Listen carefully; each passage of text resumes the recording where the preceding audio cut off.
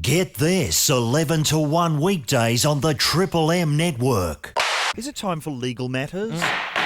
I'm free. Thank you, Mr. Humphreys. Lots of... Chief Counsel for Get This, I'm not Mr. quite Humphreys. sure what he's doing in the courtroom, but let's leave him there. Okay, he's good. The happy ending Parramatta Council compliance officer. How's he going? Oh, well, there's no more happy endings, apparently. Oh, no. He was taking advantage of the huge pulling power of Parramatta's Asian prostitutes. And basically, I was just amazed the schedule he was keeping. He was estimated to have received a combined 15 grand worth of freebies. Gee, you'd think that, like, council compliance officer would be a boring job. No, sir. I love the one where somewhere in this story, one of the madams called him up and offered him a Christmas present, which I won't describe, but you can imagine. Just tell us one of the words in that sentence of the present. Yeah, that'll do. I love how he was there in 10 minutes, like a cartoon character. I need a police escort. Why? Shut up, man. Just give me the car. This is compliance. I've got some compliance to take care of. Just an outline of his running body through the wall. I'm free. Thank you, Mr. Marsland. Other legal matters. Let's go overseas to Germany. According to a new All right, court then. ruling, bald men in Germany have no right to state-funded wigs. Absolutely. A court rejected an appeal by a man to have the costs of his hairpiece paid for by a health insurer, saying the problem was not unusual enough among men to justify his claim. It's considered a landmark ruling in the area of state-funded wigs, equalled only by the influential Bill Kelty, Chris Corrigan versus Bastard Boys case, currently before the Tower Courts. I'm free. Did you see these pictures of Chappelle Corby meeting Indonesia's new Justice Minister, Oh, yes. Andy Matalata? And look, it's all smiles. Everyone's joking around. they're loving and it. You're the celebrity prisoner and you're the new Justice Minister and everyone's Get gagging a away. sitcom going. Everything's going really well. It looks almost like she was about to be let out. It was going so well. And then the prison warden, can't say his name, told Mr. Matalata, he mentioned that Corby had written a book. Mr. Matalata asked about its contents. Corby replied, "Oh, it's just about my life here in prison." When asked if he could see it, Corby said, "Oh, haven't kept any copies." The book, My Story, is scathing about the Indonesian justice system and life inside Kerabogan prison. There you go. I love that. What about those 7 copies on that shelf? Not mine. No, that's, yeah. that's a different. That's a different book I've wrapped in my cover. That's Ruth Cracknell's My Story. That's a different one. So is the book, could I get it on the internet? No, it'd be out of print, I reckon. Wouldn't bother to try and get that. Yeah, I've got a copy of Lolly Scramble here if you'd like. Some very whimsical anecdotes in there. No prison gear. No. So Yeah, anyway. no prison gear in yours. Wuss. It's my time working in advertising. Oh, Isn't it? That was pretty scary. Okay, is that enough legal matters? Well, I'm free. I guess it is then. What have you got over there? I got one more. Yeah, one more. Hit us. Victorian Yes. Premier Steve Bracks. Oh, yes, the 7-Eleven man. He's been accused of wasting $200,000 of taxpayers' money On hair oil. in an effort to teach drunk hunters to shoot more accurately. The money was said to have funded a visit from a US duck shooter and ballistics expert who spoke with shooters over the weekend. Right. Now, I was there over the weekend, Yeah. and it was great. And this morning, I have been drinking like a fish. I've already had at least a box of wine, and I've... you're right, they're getting away, those ducks. The drunker I get, get you or you'll get yours, ducks. Corrupted ducks. You'll get yours, don't you worry. Oh, sorry. Are you shooting cats now? Hey, Richard, Didn't mean for that's that to not happen. okay. That's not the Cavalier way. I asked for an animal, Rich. I didn't say for a cat. I knew it would be a talking point. Are you still in character? No, I'm out now. I'm sorry, I'm me again. Okay. And scene. Here's some legal That's news. what I did for my night audition. Okay, while you're in Melbourne, Scene. I've got some Melbourne news. Melbourne's oldest cemetery could be open for business again within months if the state government of Stevie Bracks has its way. Stevie Bracks. The operators of the Melbourne General Cemetery, the Necropolis, have 41 new grave plots for sale. They would cost on average 20 grand each. What? They'd be well appointed, though. Immaculately presented Tuscan-style luxury concierge crypts, I'm guessing. Wouldn't they? Lovely. Imagine would there be estate agents out the front showing you through with the Bluetooth This is happening. Manhattan style. This is loft. New York loft style. Sex and the City style. Living, dying, death. A piece of Manhattan 6 feet below Melbourne. That's how they'll be promoting it. Oh, how's that? Your luck. Rodney fans have been on the blower. People love this idea Dangerfield fans. of using this digital technology. Now, see, this is what sparked it as well. Have a listen to this tone. Talk amongst yourselves while I find it. Adding the latent Rodney Dangerfield to just any film at all using that Forrest Gump style technology. What have you got for us? Arnold Schwarzenegger is back in the new Terminator film, but he's in digital form. Right. We can span his entire career from the 80s Terminator to the ice cool T2 version. Right. So they can get anything they want. They can get Kindergarten Cop and just crack it into the Terminator So 4. they don't need him to quit being governor. They just get existing footage This is what I'm and saying. create a new Terminator from that. Yeah. Some of that. Some of Jingle All the Way in the new Terminator 4 will be good news. But I trawled through the YouTube last night and I found some... actually, you know what, Rich? It's time for the arts. Do you have a classy sting? Have a classy sting ready because we're going to delve into the arts tone. Because I found on the YouTube last night, Rodney Dangerfield was in Macbeth with Sir Ian McKellen. Oh, is this the art segment?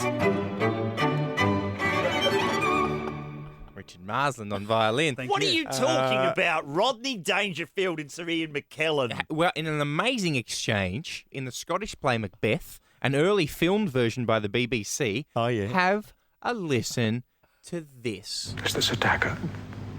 Which I see before me. I know I'm ugly. I asked a bartender to make me a zombie. Told me God beat him to it. Come, let me touch this. Well, that's the story of my life. No respect. No respect. There it is. All right. The art's taken care of. That is the art's booted home. Listen to that. What about the world's biggest whingers? Well, I'm about to whinge because that deserved more love from you two. Do you know how long it takes to try and get Rodney Dangerfield to some of his lines in his stand-up to sync up with Macbeth? Well, I guess... It's 16 hours of, my wife. You just don't get no respect. I can't get no respect. I'm worried about this. Ed Cavalier No, it's all right. has written down this phrase, inappropriate teacher behaviour. Yeah. Now, not that kind of inappropriate behaviour. We're just talking about more...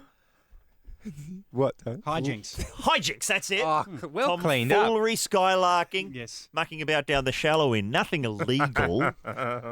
What are you talking about? Why are we doing Well, this? there's a few reasons that we're doing this. Grandparents file lawsuit over broke back in class. A girl and her grandparents have sued the Chicago School Board, blah, blah, blah, blah, blah, saying that the teacher showed them Brokeback Mountain in class. They're wanting $500,000 in damages. The girl says that she was traumatized. In her statement, she said, "It was horrible. I couldn't understand a word Heath said. And then he put this makeup on to look old, and his daughter was clearly older than him. I'll never recover." Is that where he's doing the, yeah, I wore a beard of bees for that woman. He's doing that That was voice. his main inspiration.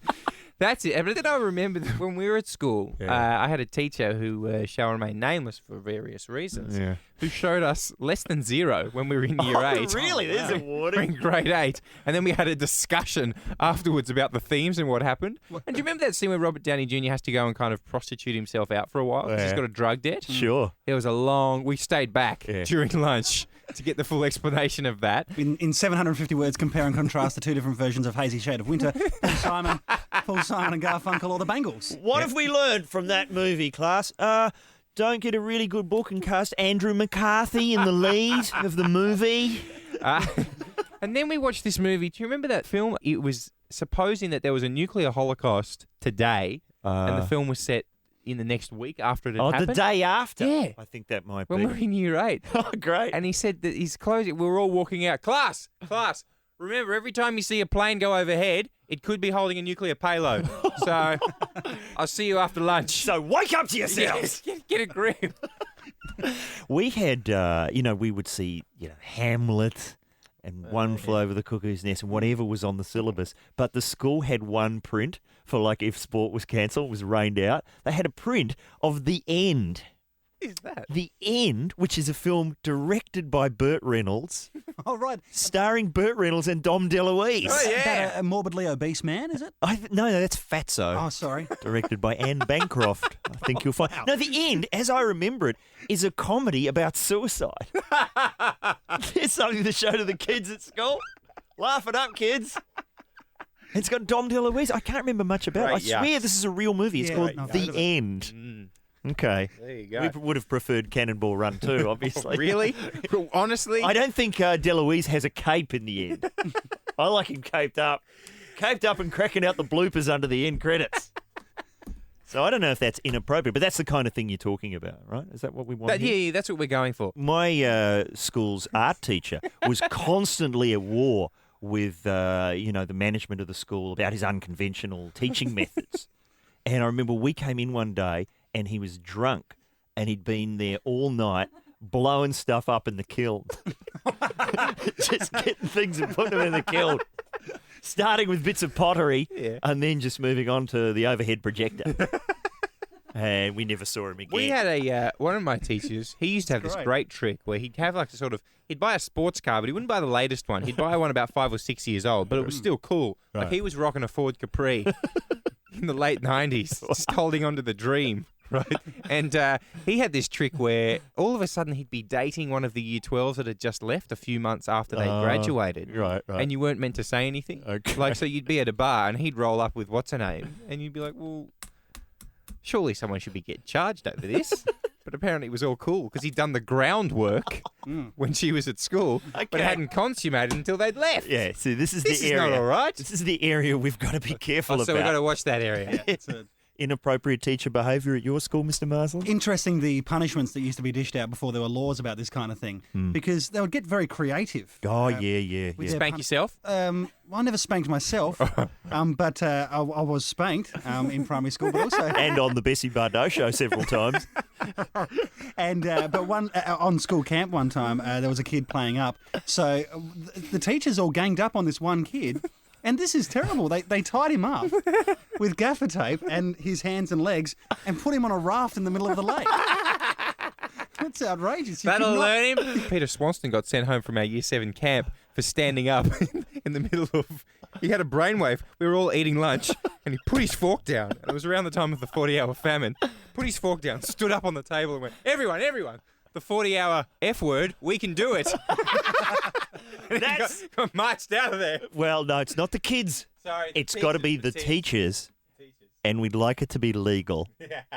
What are the teachers up to, Ed? Hi, Simone. Well, in year 11 and 12, we were all about 16, 17. We used to have a teacher who used to be a bouncer outside of ours. So Oh, fantastic. he'd let us all into the nightclubs, would sneak in when we were 16 and 17. And then during the week, he'd teach us legal studies. Fantastic. Oh, wow. That's amazing. Was it hard to get into the classroom? Not in those shoes. No, not at all. You on the list? Yeah.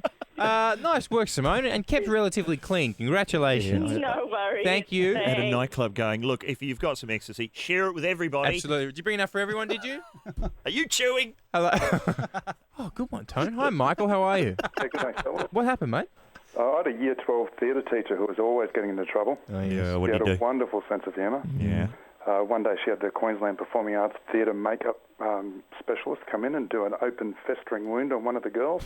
Oh, fantastic. And then? She thought it was so realistic, she sent her straight up the office to report the injury. Oh, Fantastic. Isn't it great when the teachers are leading the charge on pranks? Trouble was, before they realised it was fakes, they'd already put in calls to ambulances and parents. Oh, there was a music teacher at my friend's school that insisted every time there was school photographs, he would come dressed as a bee.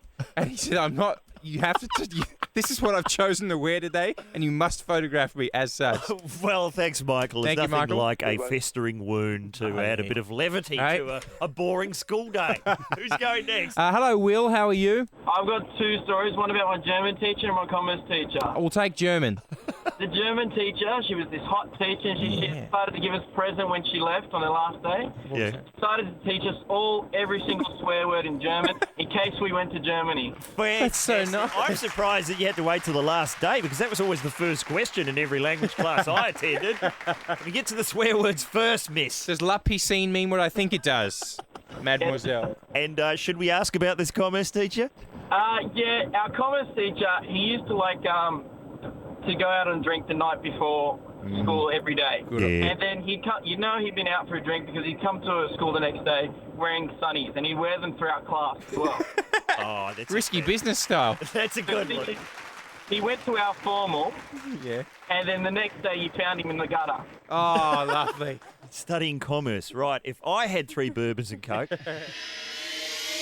Tonight on Unsolved Mysteries, we unlock the true life secret of a remarkable puzzle that's been perplexing and confounding the mystified and bewildered residents of me, Illinois for years. Well, Can you describe? there was about 20 or 30 people at this funeral service. And the apparition, you say, was... I don't know, at some point everybody was crying. It was very emotional, and we felt a presence come into the room. And we looked around. There was a kind of a colorful, glowing figure. Wow. We all sensed that we knew this person, and the figure reached down, and there was some music started. Really? How was that? I can't explain where it was coming from. Okay. To me, it was like a golf bag with the radio in it. Really? What kind of music? Well, we have a recording of it. It was like, there you go. Can you hear that? Yeah. It's chilling to hear it again. And what sort of reaction? Well, people were terrified, but at the same time, you couldn't help but party. Really? Then it started in with the material, one-liners largely, and Right, so it was speaking to you? we heard the voice. Yeah, Really? well, it spoke. What did it say to you? Very few phrases were recognizable. At one point, it did say, I can't get no respect. Really? What was it trying to do? yeah, I don't know what that meant, but yeah, by that time, people were just having such a good time, I guess, that... Well, that sounds like an incredible Well, supernatural... yeah, it was eerie, but at the same time, the presentation was good, the material was fresh. The Ghost of Rodney Dangerfield on Unsolved Mysteries. And what about the small town of Down Under Australia, home of the Brisbane Ghost Cab? Yeah, well, I was just finishing up my shift one night, right, and this bloke gets into the back of the cab, and, I mean, you're not going to believe this, but I swear to you, it was John English. Right, but, John English isn't dead. Are you sure about that? He's been dead for years, hasn't he? Well, I think we've got what we need here. Yeah, well, I've had quite a few apparitions and, dead people. Right, who else have you got? Gogol? Gogol. Yep, it's him. Nikolai Gogol, the Russian novelist. Yeah, he's been through. Right, why would he be getting a cab in Brisbane in 2007? In he gets? Right. Oh, it's bloody Gogol. Right, okay. G'day, Gogol. How you going, mate? Yep. How's the old novel writing caper going? You know. Right, well, I think we've got enough here. Why do you persist with it, mate? Yes, well, I mean, they've done the Da Vinci Code, they've done the illustrated Da Vinci Code, pens down, I would have thought. It's an unsolved mystery. Bloody Gogol. And finally, we reveal who's been playing that sizzling synthesizer. Yes, it's Triple M's own Richard Marsland. Take it to the bridge, Ricky M. Oh, very good. Soaring, Rich. Yeah. It's a sonic journey. Strap yourselves in. I didn't know it was you playing that all those years. You and Robert Stack. At the proscenium, Rich? Would this have gone down at the proscenium? In Adelaide. It's me and Yanni. Oh, it is you and Yanni. I've Tag always team thought it. of you as Yanni. Is that enough spooky gear for one Well, show? I think it's amazing that whoever that was doing Rodney Dangerfield inadvertently did one of the best Homer Simpsons I've ever heard in my life. And I often think that the Gogol references don't come in early enough on this show. That's what most of the research that we do about Triple M. People are always going on about too much football, not enough Gogol, so that's nice. Oh, I love Triple M because I get the references to Russian novelists I need to get through my work day. Goosey Sampson. And we didn't get finished with him the other day. Give him a round, Richard. Thank you so much for having me back. Oh, we love having you. Did Great you hour. hear back from Ugly Dave Gray? Did he call you back? No, last week we rang Ugly Dave, and I was really hoping that when it went to his message bank and Tony started talking of impersonating a A&R, record Yes, official. I was really hoping that you'd just hang up that Mars bar and come in with the Hotel California or something. So I've ruined it for you. And then it's like, and here's Angus Sampson. Oh, It's like, so I was like, clean up the mess. hello, David. It's Angus Sampson. Although we had Jane Alsop here yesterday. And How of was course, she? Well, some of the people who are in the film aren't cooperating with the film, like Nolene Brown. Okay. So maybe Ugly Dave's, giving you a wide berth for those reasons. Well, as opposed to me spoiling it for you.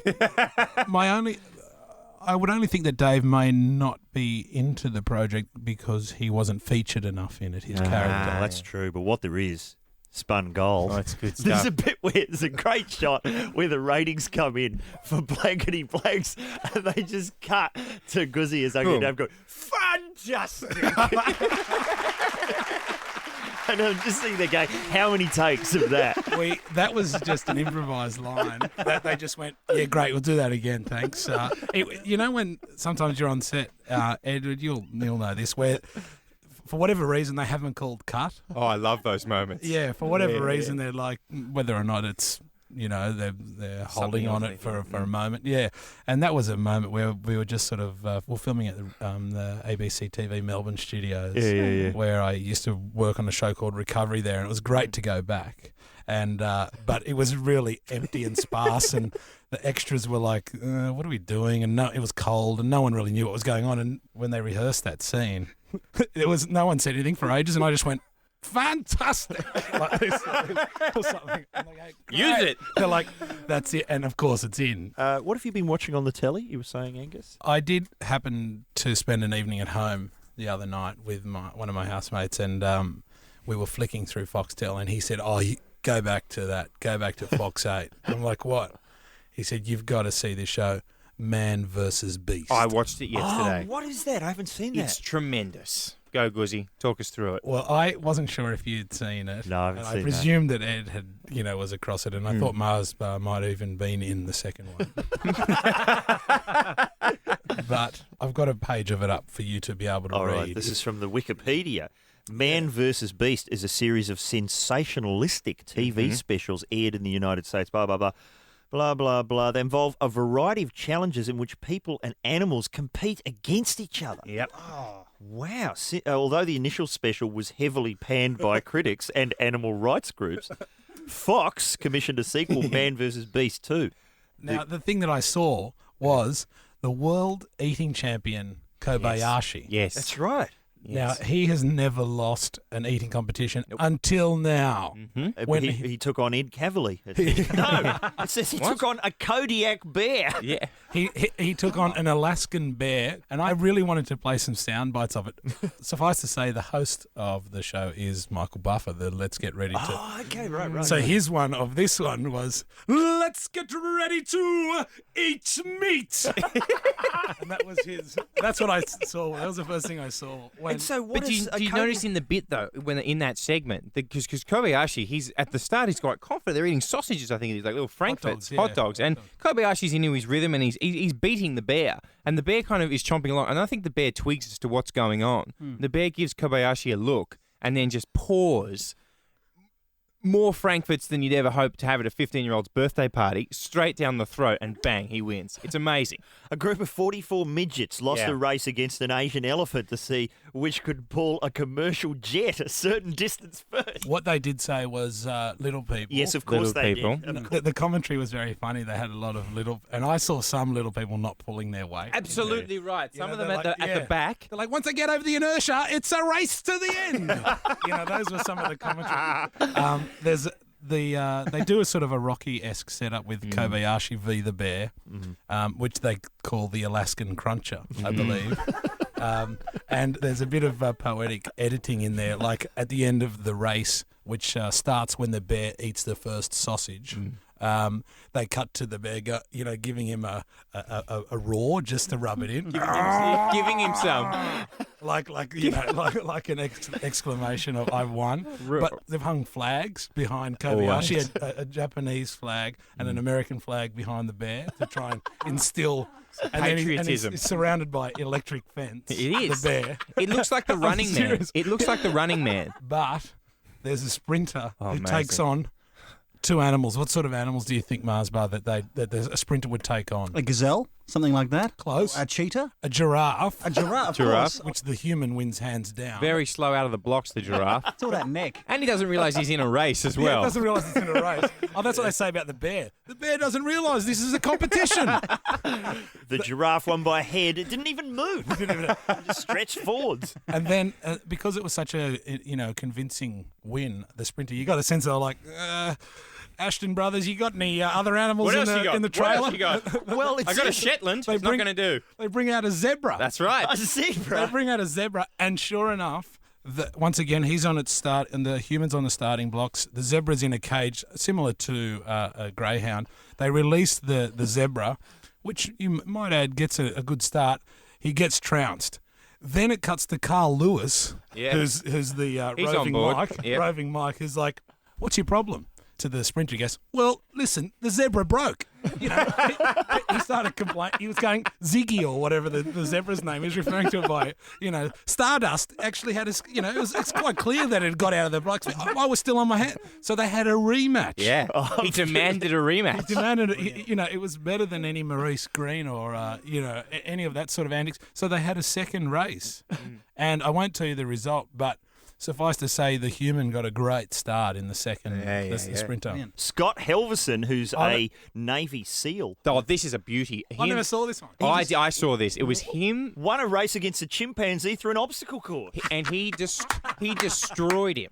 We were out in the desert in Nevada. And who were you going for? Be honest. The chimp. Because the chimp does a little bit of sort of like histrionics at the start. Oh, so they're running. I thought they might have been driving. The chimp's got the cigar. Eastwood riding shotgun. No, so it'd be an orangutan. But at the start of it, he's a 37-year-old Navy SEAL. So he's pretty fit, but maybe he's starting to lose it. Maybe he's had his heyday. And the chimp starts, and the first one is a rope climb. So they kind of go up the rope. And the chimp he doesn't know what to do. He doesn't know. That's what... He's an idiot. When he gets to the rope, the chimp kind of looks around, starts chewing it, and you can see the trainers going up, up, up. And the Navy SEAL beats him. And there's this weird moment at the end where he wins the race and then goes, yeah, yeah, in your face. Yeah. He starts giving the chimp some. Yeah, evolution. Yeah. That's where it ends up. What about the water shortage? Here's the latest. Angry farmers in Lang Lang say they're being sent to the brink because they can't afford water from a nearby bore. And we have a recording of that bore here. I think that there's more things to do to appeal to a broader audience. Yeah, I think that's a mistake. Come on. Old Rusty Crow. It's a national icon. It's time to climb Talkback Mountain. What do you want today, Ed? You want us to go back to basics? Back to basics, man. This is the original Talkback Mountain theme. As heard on the little Mount Everest price guessing game on The Price is Right all those years ago. The hardest game they had, Rich. Yeah. It was impossible. Well, it's amazing hearing how elaborate the Talkback Mountain themes have gotten. And then to go back to the original, it's like watching early Simpsons episodes. You know what I mean? Where Mo's voice isn't right. And then he had 3 fingers in those days. What about the YouTube? US soldiers in Iraq reacted with dismay yesterday. It is dismay after all. After the Pentagon has blocked their access to websites, including YouTube and MySpace, used widely to send and receive messages and pictures to loved ones at home.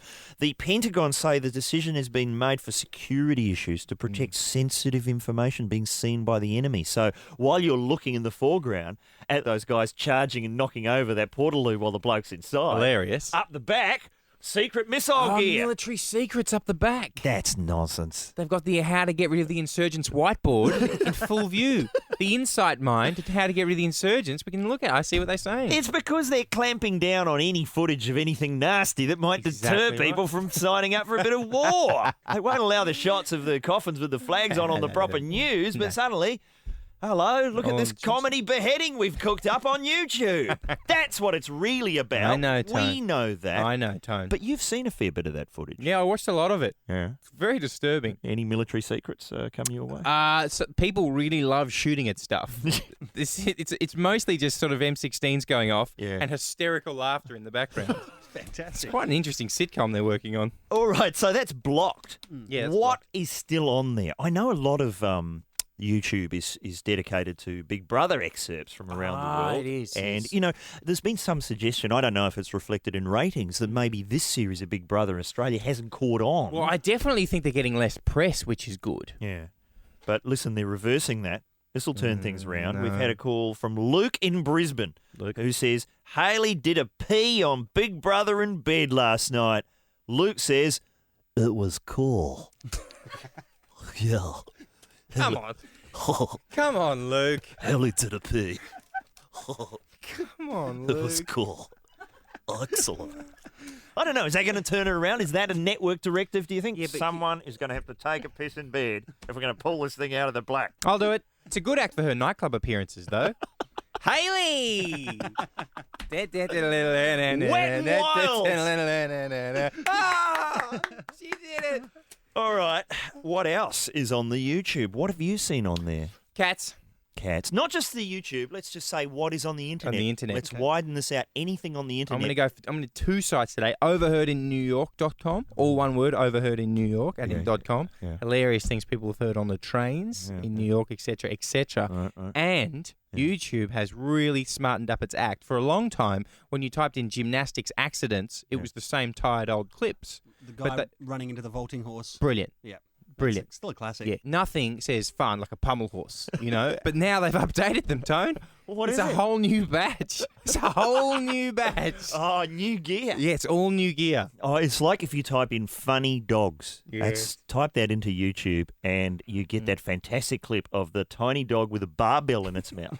So it's a small like chihuahua. It's carrying a small barbell in its mouth. And somehow this is causing the dog to tip over so that its back legs are off the ground. So it's running on its front paws. That's pretty good. You can watch that over and over again. It's only a 4-second clip. It's worth it. But you could put that on TV on a loop for an hour and that would rate 39. Just win.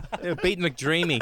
You get a guy standing up the back looking moody in a lab coat, McDreamy style, straight to the top. What have you found on the internet, Richard? Well, speaking of the army, online on YouTube, and this is a couple of years old now, Right. but it's.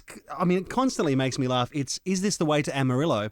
Performed by the British Army. I Oh, that think, is great. in the desert, and they did it as a parody of something that was a parody anyway. Yeah. Which is like on Comic Relief. There was Peter Kay, the comedian, did it. That's it, and it's just one big shot of them running towards the camera. So it's one big long tracking shot around this army base, this British Army base, and it gets more and more elaborate as it goes on. good. So it's really fantastic. I think if you type in, the old, it's Tony Christie. Is that the song? I think so. How's is it this go? is this the way to Amarillo? Oh, sorry. Yeah. I won't be signing up for the army, clearly.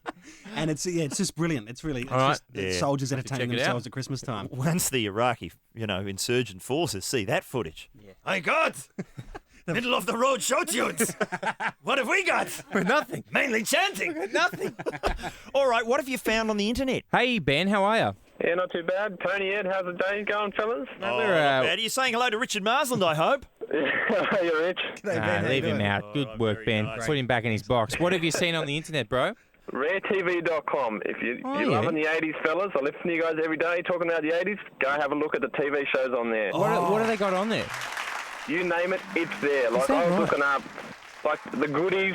I was looking up Right. Teabag. I was looking up Mysterious Cities of Gold, just all 80s gold. Mysterious Cities of Gold was the cartoon, was it not? Yeah, they're every subject you can think of on RareTV.com. Manimal, have they got Manimal up there? I can't say for sure. Sapphire and Steel, that'd be up there. Small Wonder.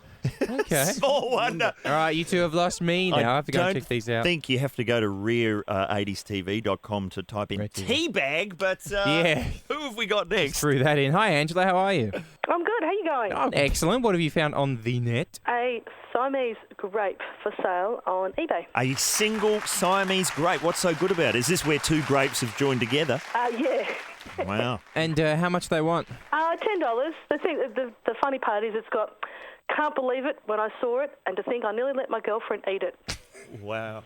I will get home today and my Labrador will be bidding for that. Just pause on the keyboard going, look at that. Tiny grape nads. That's going to taste fantastic. And another little footnote there, it's got, it's highly likely that the grape will not remain frozen. I will express post it in a container to make sure it stays in one piece. So just imagine it. You'll get a soggy, green, mushy It's seen anything. Siamese crepe. That's Wow. fantastic. Well, thank you, Angela. When they were inventing the internet and computers, did they imagine where it would lead?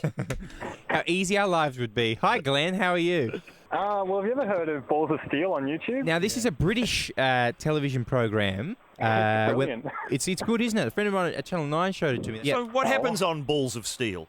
Well, this bloke goes around to like shopping malls and stuff and gets the security tags off clothing and then just walks out with that and lets the security guard chase him. And when he gets to a fast food restaurant like Macca's or something, he wins. Oh, I think I saw the episode that Jeff Fennick was on. That was great. That one. And they have a guy who does like urban rodeo, a very small man that just runs up and jumps on the back of larger people and sees how long he can stay on. Yeah, and when they buck him off, he runs. He runs. These are the tricks Howard and Rudd are going to need to learn to impress the electorate before the end of the year. Good stuff. Balls of Steel. What's next? Thanks, Glenn. Hi, Brett. It's a few clips on YouTube by this bloke who beatboxes while playing the flute at the same time. Oh, what a pro. Is he in his bedroom? No, it looks semi-professionally done. He's just in front of a white screen. Semi-professional, wow. Yeah, he does all sorts of show tunes, like he does the Axel Foley theme. Oh, yes. Does Inspector Gadget theme, Super Mario Brothers theme. Fantastic. What do you type in to find this? Beatbox flute player. Because if you type in man playing with flute, you never know what you might find. So thank you. Coincidentally, speaking about that, I made the mistake of hiring Short Buff. Oh. Yeah. We did warn you. How'd you go, Brett? I watched it with a mate and he threw up at around 34 minutes. It's Get This, the show where our recommendations induce vomiting. Glad to be of service, listeners. We had to have our meeting with the program director after the show yesterday.